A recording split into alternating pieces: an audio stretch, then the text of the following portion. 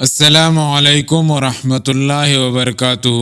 کیا آپ عمر بڑھنے کے ساتھ اپنے دماغ کو جوان رکھنا چاہتے ہیں اور دماغ کو صاف رکھنا چاہتے ہیں تو یہ اصول اپنائیں۔ انہیں اپنی زندگی میں شامل کرنے سے آپ دماغ کو صاف اور جوان رکھنے میں کامیاب ہو سکتے ہیں۔ پہلا، نیکی اور پیار۔ نیکی اور پیار کے ساتھ زندگی گزارنے سے دماغ کی صفائی بہتر ہوتی ہے۔ دوسروں کی مدد کرنے اور دوسروں کے ساتھ اچھے رشتے بنانے سے آپ کی خوشی اور دماغ کی صفائی میں اضافہ ہوتا ہے۔ دوسرا، اچھے لوگوں کا ساتھ۔ ہمیشہ ایسے لوگوں سے دوستی رکھیں جو آپ کا حوصلہ بڑھائے۔ ایسے دوست جو ہر کام میں نہ نہیں مشکل ہے کہتے ہیں، ایسے دوستوں سے کنارہ کش ہو۔ تیسرا، فطرت کے قریب رہنا۔ فطری مناظر سے ہمارے ذہن کو سکون پہنچتا ہے اور تناؤ میں کمی آتی ہے۔ در حقیقت صرف کھڑکی سے باہر دیکھنے سے بھی یہ فائدہ ہو سکتا ہے۔ جب آپ گھر سے باہر وقت گزارتے ہیں تو دماغ کو روز مرہ کی مصروفیات کے دباؤ سے بچنے کا موقع ملتا ہے، جس سے اس کی توجہ مرکوز کرنے کی صلاحیت بہتر ہو جاتی ہے اور قدرتی مناظر کی طرف دیکھنا دماغ کو صاف کرتا ہے۔ چوتھا، صحیح خوراک۔ صحیح خوراک کھانا دماغ کو صاف رکھنے میں اہم ہوتا ہے۔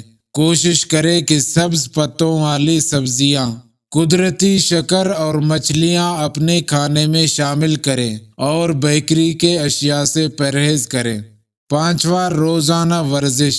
ورزش کرنا دماغ کو تازگی اور بہترین کارکردگی فراہم کرتا ہے۔ روزانہ کم از کم 30 منٹ کی ورزش کرنا دماغ کی صفائی کے لیے بہترین طریقہ ہوتا ہے۔ چھٹا، نیند۔ کافی نیند لینا دماغ کو صاف رکھنے میں کام آتا ہے۔ روزانہ کم از کم 7 سے 8 گھنٹے کی نیند لینے سے دماغ کی توانائی بڑھتی ہے۔ ساتواں، سیکھنے کا عمل۔ نئی چیزیں سیکھنا دماغ کی توانائی کو بڑھاتا ہے۔ کتابیں پڑھنا اور نئے مہارتوں کو حاصل کرنا دماغ کو صاف رکھنے کا ایک اہم طریقہ ہے۔ آٹھواں، صاف پانی۔ دماغ پوری طرح کام کرنے کے لیے جسم کی کل توانائی کا 15 سے 20% خود استعمال کرتا ہے۔ دماغ کو ہر گھنٹے میں تقریباً 8 گیلن خون ملتا ہے، یا تقریباً 192 گیلن یومیہ، اور دماغ کو اپنے فرائض کو صحیح طریقے سے انجام دینے کے لیے روزانہ 8 سے 12 گلاس پانی کی بھی ضرورت ہوتی ہے۔ نواں، مشورہ۔